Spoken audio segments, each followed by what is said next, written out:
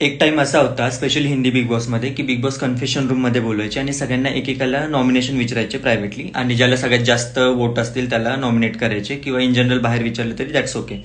But आता त्यांनी captaincy सारखं नॉमिनेशनचं पण टास्क केले स्पेशली मराठी बिग बॉसमध्ये. आजचं जे नॉमिनेशन झालं होतं आय डोंट नो की काय विचार करून घनश्यामला सगळ्यात शेवटी ठेवलं होतं. सो बेसिकली ह्या सगळ्या नॉमिनेशनमध्ये आजच्या सगळ्यात शेवटी एक दोन जण ज्या जोड्या असतील ना त्यांच्याच हातात बेसिकली नॉमिनेशन होतं. कारण ते शफल करू शकत होते. म्हणजे इथे तुमच्या घरात तुम्ही किती वागताय, तुमचे काय कनेक्शन आहे, तुम्हाला किती लोक सेव्ह करताय याचा काही संबंध नव्हता. इथे फक्त तुमच्या नशिबावरती होतं की सगळ्यात शेवटच्या दोन जोड्या कोण जातील नशिबानी, ते लोकांच्या ज्या मनात असेल तेच नॉमिनेट होणार. आणि राहिली गोष्ट कॉन्फिडेन्शियलिटीची, तर ते फक्त टाइम बाउंड होतं हे मला माहित नव्हतं. कारण नॉमिनेशन झाल्यावरती तर सगळ्यांनी सगळंच डिस्कस केलं, मग या हिशोबाने सगळ्यांनाच नॉमिनेट करायला पाहिजे होतं. पण काय यार, मला घनश्याम बघायचा होता. तो काय करतो, तो त्याला काय विचार करून त्याला शेवटी ठेवलं काय माहिती. तो जायला पाहिजे होता.